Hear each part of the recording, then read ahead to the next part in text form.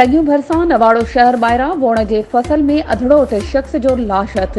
इतलाउ ते सवे ॻोठाणा गॾु थी विया। सगियूं पुलिस खे पिणु इतलाउ ॾिनो वियो।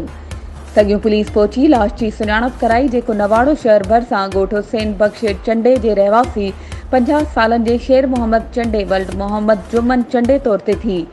पुरस्कार नमूने वोण जे फसल में फोत थी वियल शेर मोहम्मद चंडे जो भाउ हुसैन बख्श चंडे ऐं ॿिया पिणु वाक़े वारे हंधि लाश खणाइण लाइ पहुता, जिते सहाफ़ियुनि सां ॻाल्हाईंदे फोत थी वियल अधड़ो शख़्स शेर मोहम्मद चंडे जे भाउ चयो त असांजी कंहिं सां बि का दुश्मनी नाहे।